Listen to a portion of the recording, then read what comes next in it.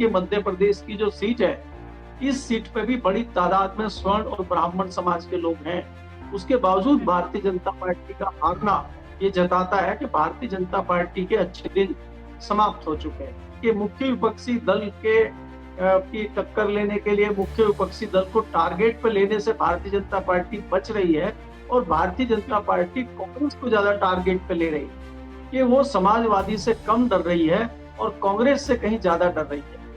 अब प्रधानमंत्री जी कह रहे हैं उन युवाओं को, उन जेन जी को, उन लड़कियों को कि भाई आपने आपत्तिजनक टिप्पणी मेरे ऊपर की, मुझे गालियां दी, मेरी माँ को गालियां दी और मैं आपको माफ करता हूँ। तो आप एक तरफा चला रहे हैं मन की बात। आपने उनकी भावनाएं पूछी है, उन लड़कियों की, उन युवाओं की, उन जेन जी की। नमस्कार, 4PM में आप सभी का स्वागत है और मैं हूं आपके साथ आकांक्षा यादव।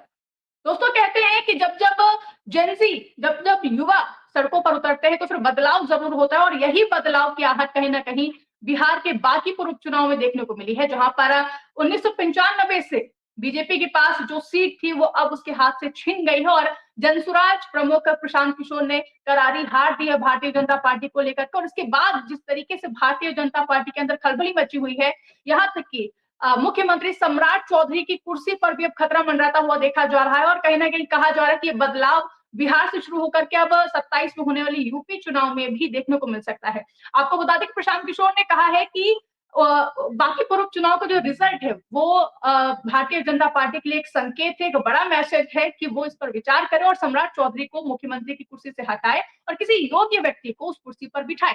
हालांकि इस बीच अनंत सिंह का भी एक बयान सामने आता है और उन्होंने कहा है कि अनंत कुमार का बयान सामने, उन्होंने कहा है कि अगर नीतीश कुमार होते तो फिर जो चुनाव का रिजल्ट था, परिणाम थे, वो कुछ और ही होते।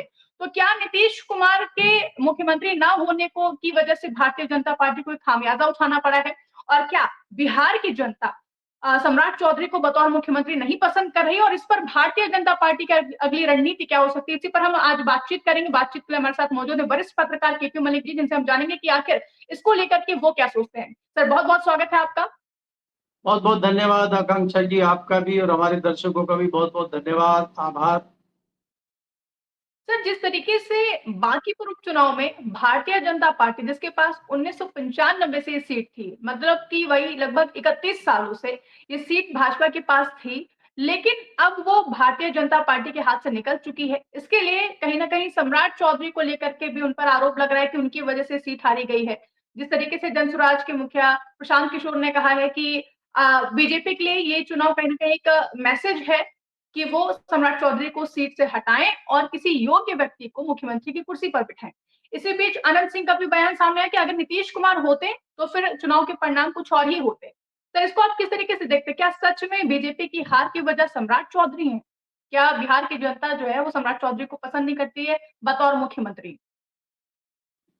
देखिए आकांक्षा, ये हर विश्लेषक के लिए, हर जानकार के लिए, हर नेता के लिए, हर सियासी दल के व्यक्ति के लिए, खासकर बिहार के लिए एक बड़ा सवाल है, एक बड़ा क्वेश्चन मार्क है कि यही जन स्वराज पार्टी के बनाने वाले पीके प्रशांत किशोर जो जीरो पे आउट हो गए थे विधानसभा चुनाव में, ऐसा क्या हुआ एकाएक भारतीय जनता पार्टी को उन्हीं के गढ़ में मात दे दी। तो कई लोगों का माथा टेकता है इसको देखते हुए, लेकिन वो एक अलग इशू है। भारतीय जनता पार्टी जो अपना झंडा बुलंद कर रही थी, भारतीय जनता पार्टी जो कहती थी कि वो हारती नहीं है, उसके पास बड़े बड़े राजनीतिज्ञ, बड़े बड़े रणनीतिकार, बड़े बड़े चाणक्य हैं, वो सब धरे रहे। अनोखी बात यह है कि पार्टी के राष्ट्रीय अध्यक्ष अपना बूथ भी नहीं बचा पाए।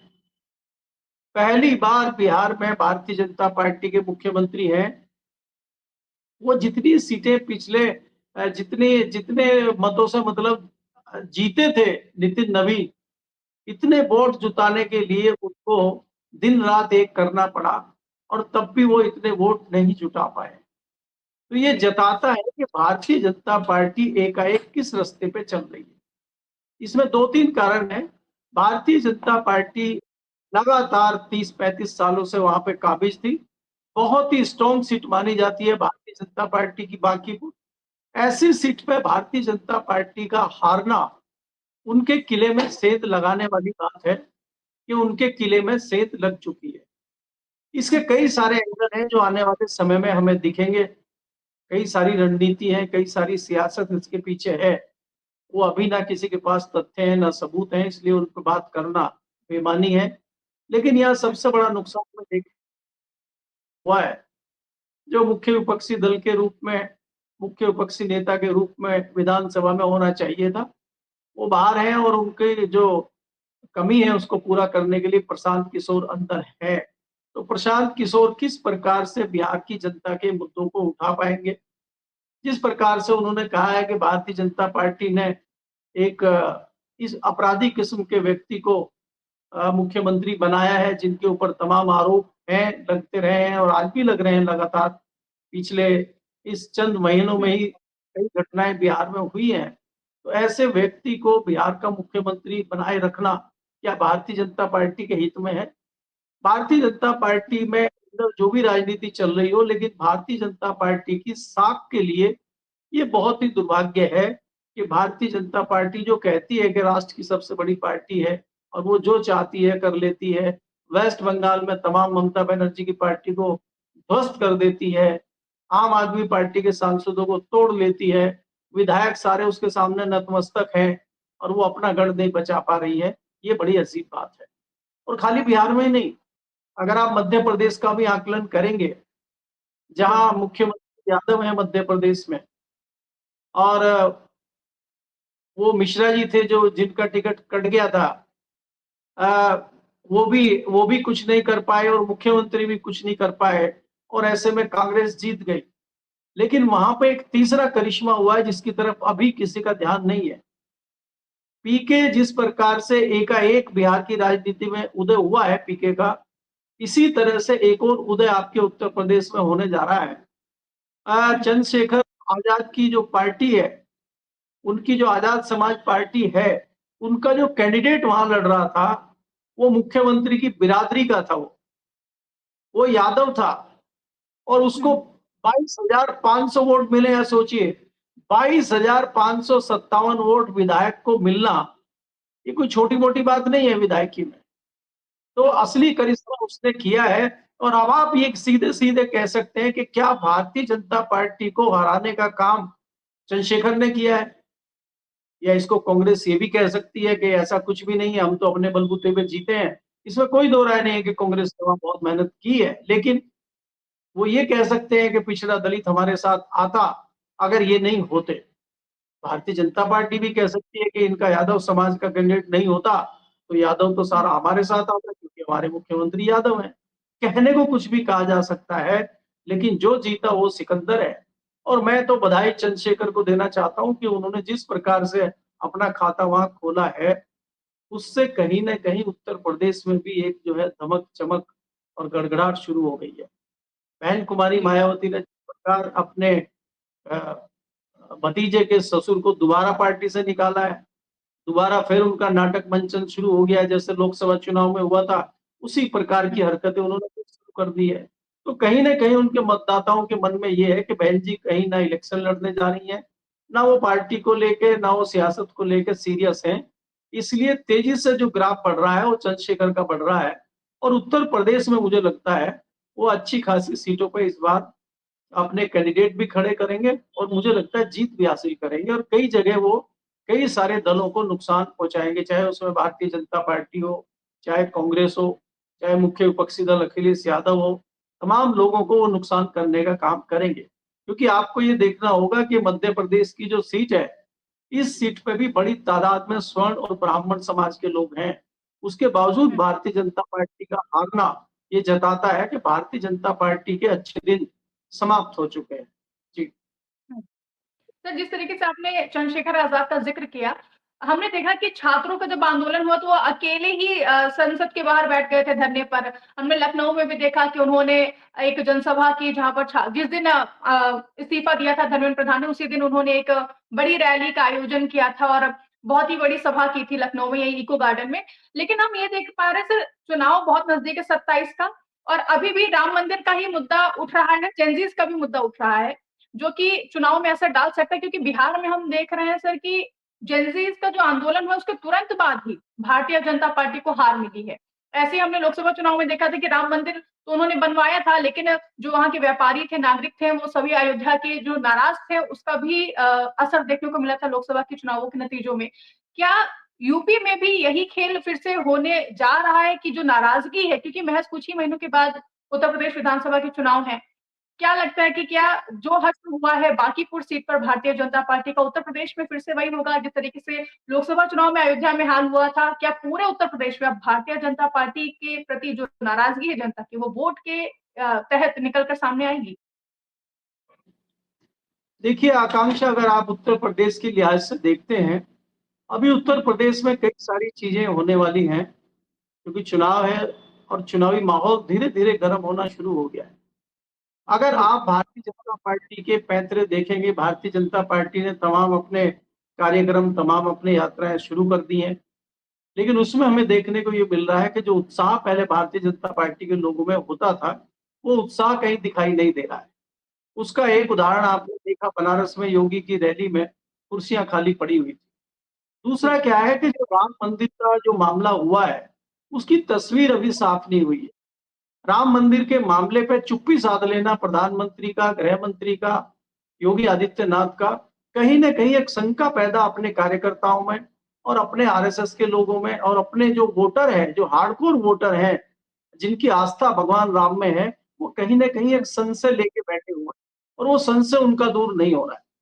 और आप एक और चीजें इसमें देखेंगे कि मुख्य विपक्षी दल के की टक्कर लेने के लिए मुख्य विपक्षी दल को टारगेट पे लेने से भारतीय जनता पार्टी बच रही है और भारतीय जनता पार्टी कांग्रेस को ज्यादा टारगेट पे ले रही है।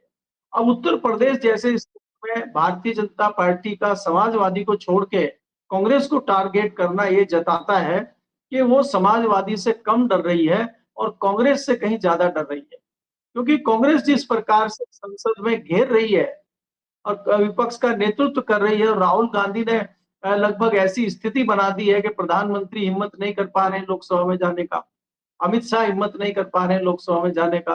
तो ये इतना बड़ा इतिहास में ऐसी चीज दर्ज हो गई है कि डर के प्रधानमंत्री और गृह मंत्री गायब हैं और संसद 2 हफ्तों से चल नहीं रही है। तो ये विश्व के लोग क्या सोच रहे होंगे, देश की जनता क्या सोच रही होगी, ऐसा क्या कारण है कि प्रधानमंत्री और गृह मंत्री गायब हैं? अगर उनकी कोई रणनीति है और वो अंदर नहीं बोल पा रहे हैं, तो प्रधानमंत्री जी तो आजकल वीडियो बना के सोशल मीडिया पे डाल रहे हैं। तो प्रधानमंत्री जी क्यों नहीं अपना एक भाषण डाल दे रहे हैं सोशल मीडिया पे, ताकि उनके वोटरों को, उनके समर्थकों को, देश की जनता को पता तो चले। अब प्रधानमंत्री जी कह रहे हैं उन युवाओं को, उन जेन जी को, उन लड़कियों को कि भाई आपने आपत्तिजनक टिप्पणी मेरे ऊपर की, मुझे गालियां दी, मेरी माँ को गालियां दी और मैं आपको माफ करता हूँ। तो आप एक तरफा चला रहे हैं मन की बात।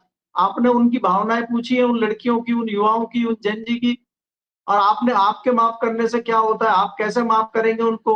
आप गलती भी करें, माफी भी खुद ही मांगे, तो ये कौन सा तरीका है? और इसके अलावा आपका प्रशासन तो माफी नहीं देगा, तो मान रहा है आपकी, वो तो लगातार एफआईआर भी कर रहा है और आपके जो भक्तजन है वो लगातार जो है टारगेट भी कर रहे हैं, उन अबोध बालिकाओं को परेशान कर रहे हैं, फोन करके सोशल मीडिया पे उनकी हुटिंग कर रहे हैं। तो ये कौन सा दोहरा चरित्र है कि आप सामने आके माफी का ढोंग करें और पीछे से आपके लोग जो है उसमें एक्टिव रहें और प्रशासन के लोग एक्टिव रहें और दिल्ली पुलिस खुलेआम कह दे कि हम तो कोई केस वापस नहीं लेंगे। तो ये क्या चल रहा है देश में? तो कहीं ना कहीं लोगों के मन में एक ऐसा विचार आ गया है कि कहीं ना कहीं कुछ बड़ी गड़बड़ चल रही है, और जिस प्रकार से बैकफुट पर संघ और भारतीय जनता पार्टी दिखाई दे रहे हैं, उस पर निश्चित तौर पे कहा जा सकता है कि भारतीय जनता पार्टी संघ में कोई बड़ा मामला चल रहा है। जी। सर बिल्कुल, जिस तरीके से चुप्पी साधे हुए हैं प्रधानमंत्री नरेंद्र मोदी या फिर गृह मंत्री अमित शाह, उसकी नाराजगी भी देखने को मिल रही है। लेकिन सर अगर हम बिहार में वापस लौटते हैं और बांकीपुर की बात करें, क्या लगता है कि क्या नीतीश कुमार नहीं आए थे चुनाव प्रचार में सामने, इस वजह से इसका असर देखने को मिला है? क्या नीतीश कुमार नाराज है क्योंकि जेडीयू की तरफ से ये सीट मांगी गई थी लेकिन बीजेपी ने नहीं दी थी? क्या इसका असर देखने को मिला है? जिस तरीके से वीडियो भी एक उन्होंने जारी किया था कि वोट दीजिए, आप बीजेपी के प्रत्याशी को जिताइए, लेकिन इसको लेकर के भी प्रशांत किशोर हमलावर थे कि ये डीप फेक वीडियो है, एआई जनरेटेड वीडियो है। क्या लगता है, क्या नीतीश कुमार सच में अगर होते बतौर मुख्यमंत्री तो बांकीपुर बीजेपी जीत जाती? या फिर जिस तरीके से अनंत कुमार ने कहा है, अनंत कुमार का बयान आया है, उन्होंने कहा है कि नीतीश कुमार होते तो रिजल्ट कुछ और ही होता है। इससे आप सहमति रखते हैं कि नीतीश कुमार को मुख्यमंत्री के तौर पर पसंद करती है बिहार की जनता, लेकिन सम्राट चौधरी को नहीं? अगर और अगर ये भी एक सवाल है सर कि अगर सम्राट चौधरी को जनता नहीं पसंद करती है और जिस तरीके आरोप भी लग रहे हैं, क्या भारतीय जनता पार्टी आगे की अपनी साख बचाने के लिए इस पर विचार कर सकती है? सम्राट चौधरी से कुर्सी ले सकती है वापस? बहुत अच्छा सवाल आकांक्षा जी आपका है, दोनों सवाल बहुत अच्छे हैं। देखिए, नीतीश कुमार के नाम पे ही बिहार की जनता ने वोट दिया था और भारतीय जनता पार्टी ने कहा था कि नीतीश कुमार ही मुख्यमंत्री होंगे। किसी को भी यह आशंका नहीं थी कि नीतीश कुमार मुख्यमंत्री नहीं होंगे। ये भारतीय जनता पार्टी और जो कुछ जेडीयू के जो लोग थे, जिनको भारतीय जनता पार्टी ने किसी दबाव में ले रखा था, उनका एक षड्यंत्र कहिए या जो भी कहिए, ये कहते हुए नीतीश कुमार को दिल्ली ले आए और वहां पे सम्राट चौधरी को बना दिया। नीतीश कुमार को हटाना इतना बड़ा आश्चर्यजनक बात नहीं थी जितना सम्राट चौधरी को बनाना, क्योंकि सम्राट चौधरी की छवि बिहार में कोई बहुत अच्छी छवि नहीं है। किसी बड़े नेता की ऐसी छवि नहीं है कि वो मुंह में मूवमेंट कर देंगे और एक नया वो ले आएंगे। नीतीश कुमार ने जितनी मेहनत की थी, नीतीश कुमार ने जिस प्रकार से बिहार को उस छवि से निकाला था जिसमें जंगल राज की छवि बनी हुई थी, बीमारू राज्य की छवि बनी हुई थी। पहले 10 साल जो सुशासन के नाम से नीतीश कुमार को लोग जानना शुरू कर दिए थे और लोग कहते थे कि सुशासन बाबू है, ये नीतीश बाबू नहीं सुशासन बाबू हैं। तो वो छवि कहीं ना कहीं नीतीश कुमार की आज भी वहां के लोगों के दिमाग में है और इसीलिए लोग उनको वोट देते हैं और उन्होंने बहुत मेहनत बिहार में की थी। हालांकि लास्ट का जो भारतीय जनता पार्टी का चंक उनका रहा वो बहुत अच्छा नहीं रहा। अब उनका स्वास्थ्य भी इसी प्रकार से हो चला है और उनके लोग क्या करते हैं, फिर उनका बेटा भी जिस प्रकार से लालू यादव का बेटा एक्टिव है या दूसरे उनके आजकल तो राजनीति परिवारवाद पे ही होती है, तो उनका बेटा भी राजनीति में उतना निपुण मुझे नहीं लगता जितना कि होना चाहिए। इनके जो लोग हैं, जो इनके नीतीश कुमार के रणनीतिकार हैं, उन्होंने किसी तरह से नीतीश कुमार के बेटे को आगे करके और लॉलीपॉप दे के कह दिया कि भाई इनको मंत्री बनाया जा रहा है, ये है। हालांकि वो मंत्री बनने लायक है नहीं, उनको पहले दूसरे छोटे काम राजनीति में देने चाहिए थे वास्तव में, अगर उनको राजनीति में लाना था तो।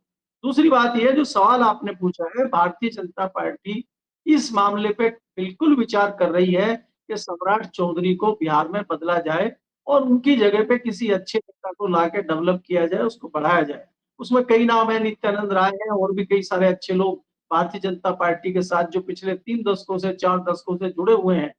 तो ऐसे लोगों को बनाया जा सकता है, लेकिन भारतीय जनता पार्टी को और खासकर जो उनके चाणक्य हैं उनको ऐसे लोग पसंद नहीं आते। उनको दबंग लोग चाहिए, तोड़-फोड़ वाले चाहिए, इस तरह की छवि वाले लोग चाहिए। अब आप देखेंगे कि सर्बानंद सोनोवाल को पहले आसाम का सीएम बनाया था, उनको हटा के फिर वहां पे जो कांग्रेस से आए थे उनको बना दिया हेमंत शर्मा को। आपने देखा कि भारतीय जनता पार्टी के पास पुराने कई अच्छे कार्यकर्ता नेता वेस्ट बंगाल में थे, लेकिन उन्होंने ममता बनर्जी के यहाँ से जो तोड़-फोड़ करने वाले, जो शाम दाम दंड भेद में निपुण हो, उनको मुख्यमंत्री बनाया है। तो ये भारतीय जनता पार्टी की रणनीति है। अभी क्या है कि ये सम्राट चौधरी को बनाने का एक कारण यही था कि जो लोग नाराज हैं, जो लोग सब कुछ इधर-उधर की बात करते हैं, उनको ठोक-पीट के ठीक किया जाए, उनका इलाज किया जाए, तो ये इलाज करने वाले डॉक्टर हैं ये। तो इसलिए इनको भारतीय जनता पार्टी ने लगाया था, तो कई लोगों का इलाज हो चुका है और वो स्वस्थ फील कर रहे हैं, तो इसलिए अब इनको हटा के किसी दूसरे व्यक्ति को लाया जा सकता है। इस तरह की चर्चाएं बिहार में हैं। जी। जी सर, बिल्कुल। देखने वाली बात अब ये होगी सर कि क्या सच में भारतीय जनता पार्टी सम्राट चौधरी को रिप्लेस करती है या फिर अब आगे क्या रणनीति बनाती है? बहुत-बहुत धन्यवाद सर आपका हमारे साथ जुड़ने के लिए और ये जानकारी साझा करने के लिए।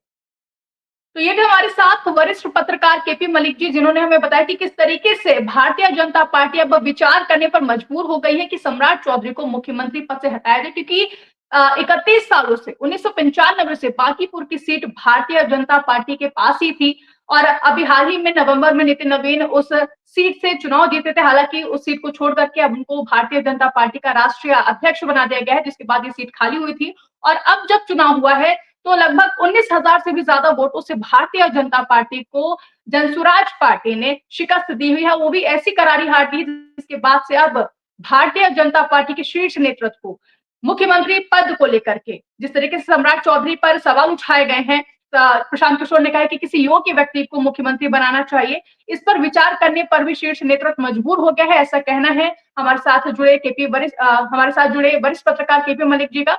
फिलहाल अब देखने वाली बात ये होगी कि आगे जाकर के भारतीय जनता पार्टी की रणनीति क्या होगी। एक और जहां जेनजीज का आंदोलन हुआ उसके तुरंत बाद ही जो नाराजगी निकलकर सामने आई है उपचुनाव के रिजल्ट में, वो कहीं ना कहीं भारतीय जनता पार्टी की उल्टी गिनती के तौर पर देखी जा रही है। फिलहाल इस पूरे मुद्दे को लेकर के आप क्या सोचते हैं कमेंट करके हमें जरूर बताइएगा और ऐसी तमाम बड़ी खबरों, तमाम बड़ी चर्चाओं के लिए आप देखते रहिए और बने रहिए 4PM न्यूज नेटवर्क के साथ।